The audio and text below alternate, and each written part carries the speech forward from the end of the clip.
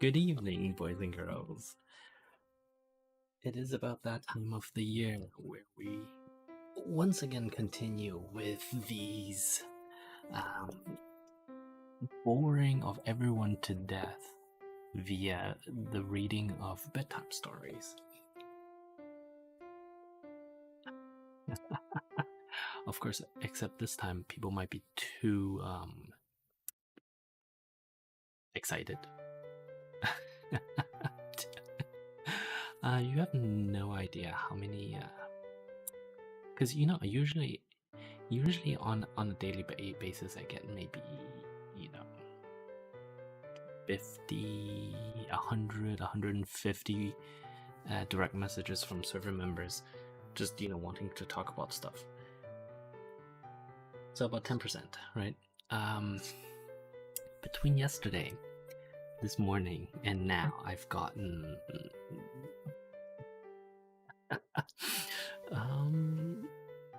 actually, let me just do count real quick. I've gotten what, like 423. I guess there's something universal about I don't know, having a face.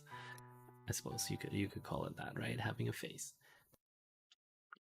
But here we are. So today we are going to continue our bedtime story vis-a-vis Lombard Street by Walter Bagehot, which is once again coming in actually quite useful in this day and age, because some of you seem to have forgotten your financial fundamentals.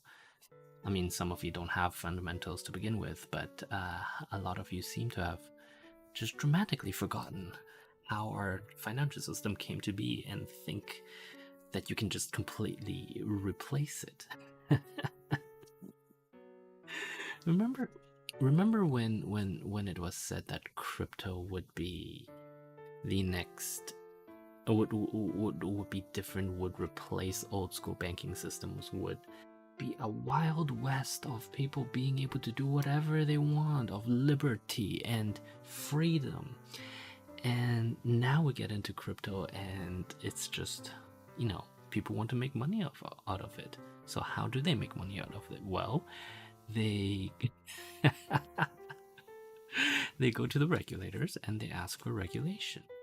Isn't that fantastic? So we have essentially seen the crypto industry over the past 5 years, and still to this day actually learn the same types of lessons. And I'm holding up the book, and actually the book is covering the camera, so you can't see my head move, but now you can.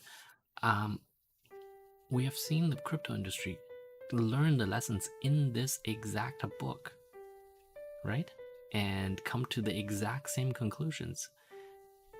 And how did we do it in crypto? We went through boom and bust cycles. And how did we do it in real life with banking? We went through boom and bust cycles.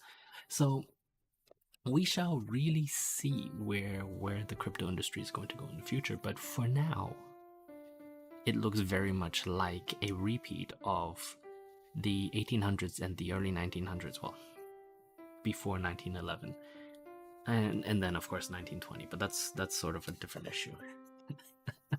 Remember how someone claimed that we were in the roaring 20s? Yeah. Oh, before I continue, one of our boys has been slightly naughty and has done a little bit of in a newsletter that he or she is writing, has played around with a concept that, I mean, they are lawyers, so they understand how close they are to violating the NDA. But let's be clear. Don't violate the NDA, okay? Okay. Now, Chapter 3: How Lombard Street came to exist and why it assumed its present form. In the last century, a favorite subject of literary ingenuity was conjectural history, as it was then called. Upon grounds of probability, a fictitious sketch was made of the possible origin of things existing. If this kind of speculation were now applied to banking, the natural and first idea would be that large systems of deposit banking grew up in the early world just as they grow up now in any large English colony. As soon as any such community becomes rich enough to have much money, and compact enough to be able to lodge its money in single banks, it at once begins to do so. English colonists do not like the risk of keeping their money, and they wish to make an interest on it. They carry from home the idea and the habit of banking, and they take to it as soon as they can in their new world. Conjectural history would be inclined to say that all banking began thus. But such history is rarely of any value. The basis of it is false. It assumes that what works most easily when established is that which it would be the most easy to establish, and that what seems simplest when familiar would be most easily appreciated by the mind, though unfamiliar. But exactly the contrary is true. Many things which seem simple and which work well when firmly established are very hard to establish among new people, and not very easy to explain to them. Deposit banking is of this sort. Its essence is that a very large number of persons agree to trust a very few persons, or some one person. Banking would not be profitable trade if bankers were not a small number, and depositors in comparison an immense number. But to get a great number of persons to do exactly the same thing is always very difficult. Nothing but a very palpable necessity will make them on a sudden begin to do it. And there's no such palpable necessity in banking if you take a country town in France. Even now, you will not find any such system of banking as ours. Checkbooks are unknown, and money kept on running account by bankers is rare. People store their money in a case at their houses. Steady savings, which are waiting for investment and which are sure not to be soon wanted, may be lodged with bankers, but the common floating cash of the community is kept by the community themselves at home. They prefer to keep it so, and it would not answer a banker's purpose to make expensive arrangements for keeping it otherwise. If a branch, such as the National Provincial Bank, opens in an English country town, or opened in the corresponding French one, it would not pay its expenses. You could not get any sufficient number of Frenchmen to agree to put their money there, and so it is in all countries not of British descent, though in various degrees. Deposit banking is a very difficult thing to begin with, because people do not like to let their money out of their sight. Especially do not like to let it out of their sight without security. Still more, cannot all at once agree on any single person to whom they are content to trust it unseen and unsecured. Hypothetical history, which explains the past by what is simplest and commonest in the present, is in banking, as in most things, quite untrue. The real history is very different. New wants are mostly supplied by adaptation, not by creation or foundation. Something having been created to satisfy an extreme want, it is used to satisfy less pressing wants, or to supply additional conveniences. On this account, political government, the oldest institution in the world, has been the hardest worked. At the beginning of history, we find it doing everything which society wants done, and forbidding everything which society does not wish done. Oh, I'm dropping frames. I wonder why. Oh, are we back online?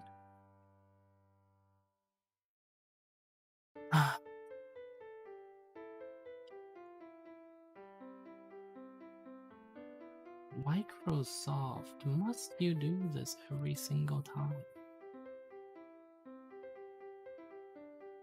This is supposed to be a calm stream, and yet here it is, Microsoft causing us constant issue. Why are frames being dropped?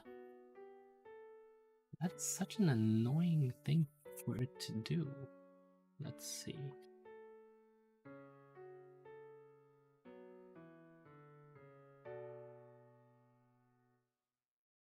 You're not saturating my CPU, you're not saturating my internet. Okay, I guess everything's back to normal, okay. Such is life, I suppose.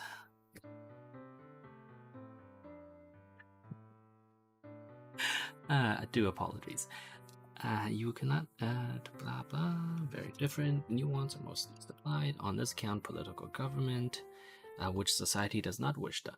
In trade, at present, the first commerce in a new place is a general shop. Oh, there it goes again. What is causing my internet? What is using up all my network? Fascinating. Fascinating. Okay, I'm just going to go and change my output just a little bit, because we don't need such a high bit rate to begin with. I was actually silly to specify such a high bit rate to begin with. Go 2000 settings, output 2000. Okay, we're good now. Please don't drop any more frames, that would be terrible. Anyway, in trade, at present, the first commerce in any new place is general shop, which, beginning with articles of real necessity, comes shortly to supply the oldest accumulation of petty comforts. And the history of banking has been the same. The first banks were not founded for our system of deposit banking or for anything like it. They were founded for much more pressing reasons. And having been founded, they, or copies of them, were applied to our modern use. The earliest banks of Italy, where the name began, were finance companies. The Bank of St. George at Genoa and other banks, founded in imitation of it, were at first only companies to make loans to and float loans for the government of the cities in which they were formed. The want of money is an urgent want of governments at most periods, and seldom more urgent than it was in the tumultuous Italian republics of the Middle Ages. After these banks had been long established, they began to do what we call banking business.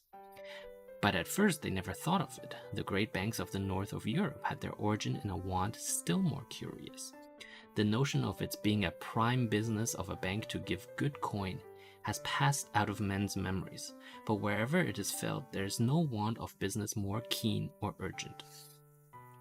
Adam Smith describes it so admirably that it would be stupid not to quote his words.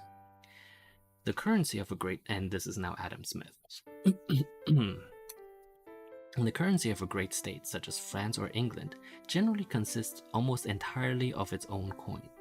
Should this currency, therefore, be at any time worn, clipped, or otherwise degraded below its standard value, the state, by a reformation of its coin, can effectually re-establish its currency. But the currency of a small state, such as Genoa or Hamburg, can seldom consist altogether in its own coin, but must be made up, in a great measure, of the coins of all the neighboring states with which its inhabitants have a continual intercourse.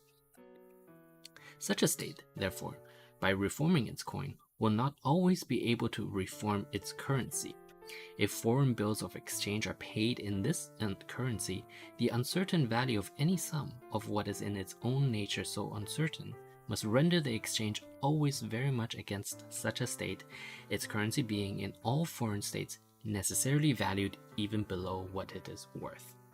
In order to remedy the inconvenience to which this disadvantageous exchange must have subjected their merchants, such small states, when they began to attend to the interest of trade, have frequently enacted that foreign bills of exchange of a certain value should be paid not in common currency, but by an order upon, or by a transfer in, the books of a certain bank, established upon the credit and under the protection of the state, this bank being always obliged to pay in good and true money exactly according to the standard of the state. The banks of Venice, Genoa, Amsterdam, Hamburg, Nuremberg seem to have been all originally established with this view, though some of them may have afterwards been made subservient to other purposes. The money of such banks, being better than the common currency of the country, necessarily bore an agio, which was greater or smaller, according as the currency was supposed to be more or less degraded below the standard of the state. The agio of the Bank of Hamburg, for example, which is said to be commonly about 14%, is the supposed difference between the good standard of money of the state and the clipped, worn, and diminished currency poured into it from all of the neighboring states. And keep in mind, this is talking about physical coins now. Before 1609, the great quantity of clipped and worn foreign coin, which the extensive trade of Amsterdam brought from all parts of Europe, reduced the value of its currency about 9% below that of good money fresh from the mint. Such money no sooner appeared than it was melted down or carried away, as it always is in such circumstance. The merchants, with plenty of currency, could not always find a sufficient quantity of good money to pay their bills of exchange, and the value of those bills, in spite of several regulations which were made to prevent it, became in a great measure uncertain. In order to remedy these inconveniences, a bank was established in 1609 under the guarantee of the city. This bank received both foreign coin and the light and worn coin of the country at its real intrinsic value in the good standard money of the country, deducting only so much as was necessary for defraying the expense of coinage and other necessary expense of management. For the value which remained after all this small deduction were made, it gave a credit in its books. This credit was called bank money, which, as it represented money exactly according to the standard of the mint, was always of the same real value and intrinsically worth more than current money. And that's why it's called currency, by the way. It was at the same time enacted that all bills drawn upon or negotiated at Amsterdam of the value of 600 guilders and upwards should be paid in bank money, which at once took away all uncertainty in value of those bills. Every merchant, in consequence of this regulation, was obliged to keep an account with the bank in order to pay his foreign bills of exchange, which necessarily occasioned a certain demand for bank money. Adam Smith, everyone. Wealth of Nations, Book 4, Chapter 3. Digressions concerning banks of deposit. Now, here we come back to Walter Bagehot. Again, a most important function of early banks is one which the present banks retain, though it is subsidiary to their main use vis-a-vis the function of remitting money. A man brings money to the bank to meet a payment which he desires to make at a great distance, and the bank, having a connection with other banks, sends it where it is wanted. As soon as bills of exchange are given upon a large scale, this remittance is a very pressing requirement. Such bills must be made payable at a place convenient to the seller of the goods in payment of which they are given, perhaps at the great town where his warehouse is, but this may be very far from the retail shop of the buyer, who bought those goods to sell them again in the country. For these, and a multitude of purposes, the instant and regular remittance of money is an early necessity of growing trade, and that remittance it was a first object of early banks to accomplish. These are all uses other than those of deposit banking which banks supplied that afterwards became, in our English sense, deposit banks. By supplying these uses, they gained the credit that afterwards enabled them to gain a living as deposit banks. Being trusted for one purpose, they came to be trusted for a purpose quite different, ultimately far more important, though at first less keenly pressing.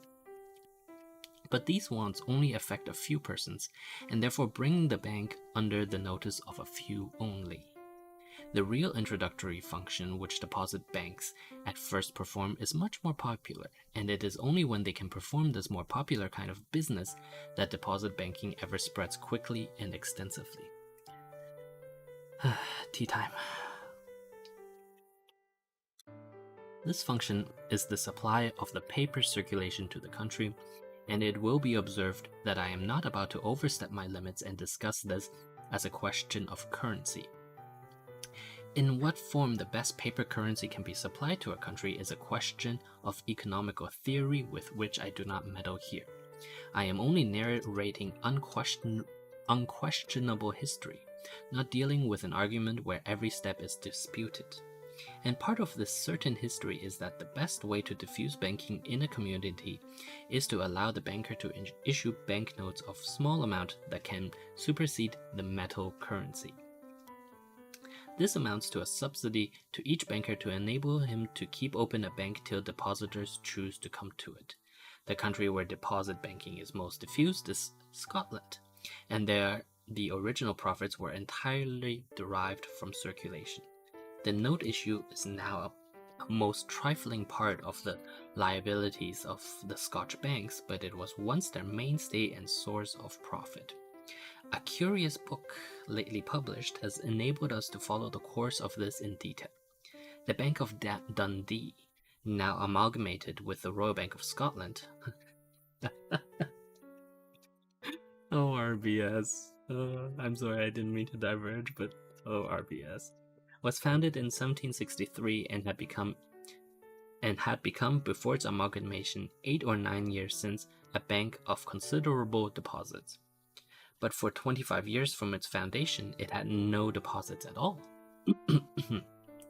It subsisted mostly on its note issue and a little on its remittance business. Only in 1792, after nearly 30 years, it began to gain deposits, but from that time they augmented very rapidly. The banking history of England has been the same, and though we have no country bank accounts in detail which go back so far, but probably up to 1830 in England or thereabouts, the main profit of banks was derived from the circulation, and for many years after that, the deposits were treated as very minor matters, and the whole of so-called banking discussion turned on questions of circulation. We are still living in the debris of that controversy, for, as I have so often said, people can hardly think of the structure of Lombard Street except with reference to the paper currency and to the Act of 1844, which regulates it now. The French are still in the same epoch of the subject. The Great Équette of 1865 is almost wholly taken up with currency matters, and mere banking is treated as subordinate. And the accounts of the Bank of France show why. The last weekly statement before the German War showed that the circulation of the Bank of France was as much as £59,244,000, and that the private deposits were only £17,127,000. Now the private deposits are about the same, and the circulation is £112 million. So difficult is it in even a great country like France for the deposit system of banking to take root and establish itself with the strength and vigor that it has in England. The experience in Germany is the same. The accounts preceding the war in North Germany showed the circulation of the issuing banks to be £39,875,000 and the deposits to be £6,472,000, while the corresponding figures at present are circulation 60 million and deposits 8 million. It would be idle to multiply instances. The reason why the use of bank paper commonly precedes the habit of making deposits in banks is very plain. It is far easier habit to establish. In the issue of notes, the banker, the person to be most benefited, can do something. He can pay away his own promises in loans, in wages, or in payment of debt. But in getting of deposits, he is passive. His issues depend on himself, his deposits on the favor of others. And to the public, the change is far easier too. To collect a great mass of deposits with the same banker, a great number of persons must agree to do something. But to establish a note circulation, a large number of persons need only do nothing. They receive the banker's notes in the common course of their business, and they have only not to take those notes to the banker for payment. If the public refrain from taking trouble, a paper circulation is immediately in existence. A paper circulation is begun by the banker and requires no effort on the part of the public. On the contrary, It needs an effort of the public to be rid of notes once issued. But deposit banking cannot be begun by the banker and requires a spontaneous and consistent effort in the community, and therefore paper issue is the natural prelude to deposit banking. 5 minutes, excellent. The way in which the issue of notes by banker prepares the way for the deposit of money with him is very plain. When a private person begins to possess a great heap of banknotes, it will soon strike him that he is trusting the banker very much, and that in return he is getting nothing. He runs the risk of loss and robbery just as if he were hoarding coin. He would run no more risk by the failure of the bank if he made a deposit there, and he would be free from the risk of keeping the cash. No doubt it takes time before even this simple reasoning is understood by uneducated minds. So strong is the wish of most people to see their money that they for some time continue to hoard banknotes. For a long period, a few do so. I'm just reminded of the interior that I was asked to design for one of our classmates, and I can talk about this. Yes, how one of the specifications was that there must be space for cash to be laid out. It was fantastic. I love it. And it's not even that much cash. What was it? It was like enough space for $10-$20 bills. It's just like, what are you gonna do with $200, bro?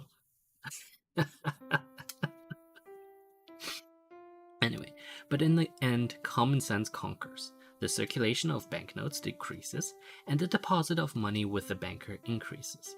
The credit of the banker, having been efficiently advertised by the note and accepted by the public, he lives on the credit so gained years after the note issue itself has ceased to be very important to him. The efficiency of this introduction is proportional to the diffusion of the right of note issue. A single monopolist issuer, like the Bank of France, works its way with difficulty through a country and advertises banking very slowly. Even now, the Bank of France, which I believe by law ought to have a branch in each department, has only branches in 6 out of 86. Note to the 14th edition. At the end of 1913, the Bank of France had offices... Oh, it had enough, okay. On the other hand, the Swiss banks, where there is always one or more to every canton, diffuses banking rapidly. We have seen that the liabilities of the Bank of France stand thus. Notes 112 million, deposits 15 million, but the aggregate Swiss banks, on the contrary, stand notes 761,000 and deposits 4,709,000. The reason is that a central bank which is governed in the capital and descends on a country district has much fewer modes of lending money safely than a bank of which the partners belong to that district and know the men and things in it.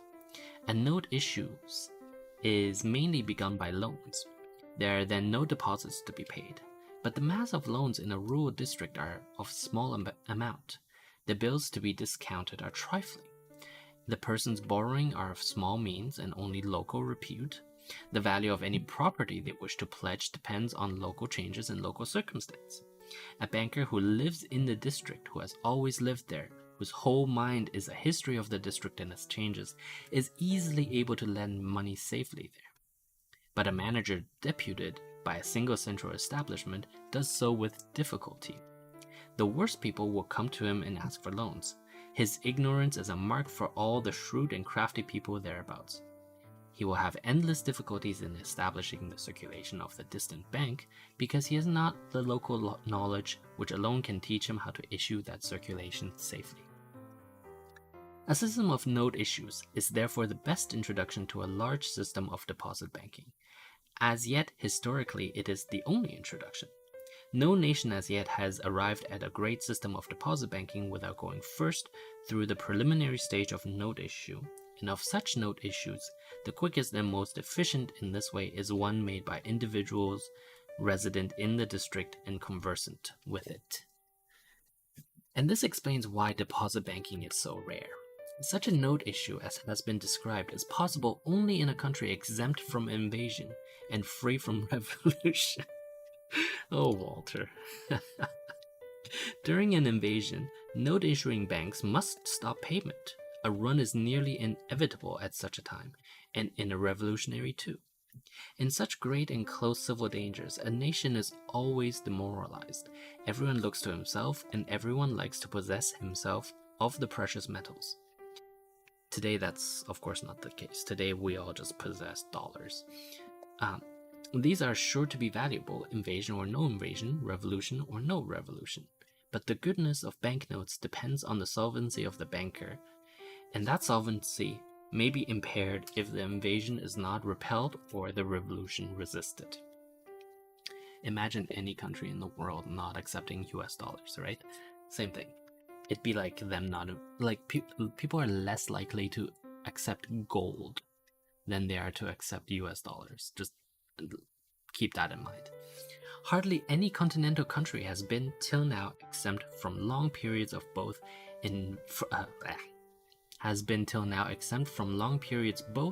from invasion and revolution. In Holland and Germany, two countries where note issue and deposit banking would seem as natural as in England and Scotland, there was never any security from foreign war. A profound apprehension of external invasion penetrated their whole habits, and men of business would have thought it insane not to contemplate a contingency so frequent in their history, and perhaps witnessed by themselves. As a funny point, this is where credit default swaps come in, right? Let's just note that. Well, I mean, tangentially, but you get the point. France, indeed, before 1789 was an exception. For many years under the old regime, she was exempt from serious invasion or attempted revolution. Her government was fixed, as was then thought, and powerful. It could resist any external enemy, and the prestige on which it rested seemed too firm to fear any enemy from within. But then, it was not an honest government, and it had shown its dishonesty in this particular matter of note issue. The regent in Law's time had given a monopoly of note issue to a bad bank, and had paid off the debts of the nation in worthless paper. The government had created a machinery of ruin and had thriven on it. Among so apprehensive a race as the French, the result was fatal. For many years, no attempt at note issue or deposit banking was possible in France. So late as the foundation of the Caisse des Comptes in Turgot's time, the remembrance of Law's failure was distinctly felt and impeded the commencement of better attempts. This, therefore, is the reason why Lombard Street exists. That is why England is a very great money market and other European countries but small ones in comparison. In England and Scotland, a diffused system of note issues started banks all over the country. In these banks, the savings of the country had been lodged, and by these they have been sent to London. No similar system arose elsewhere, and in consequence, London is full of money and all continental cities are empty as compared to it. I was just looking around for my bookmark. It's fun that you can actually see me look around for my bookmark. Fantastic. Whew. Here we are. Yes, we are done for today, so thank you very much for watching. In conclusion, please download Firefox, please don't do Chrome, and I shall see everyone tomorrow's Thursday. Yes, let's attempt to get our composition done tomorrow. Good? Good. Good night now.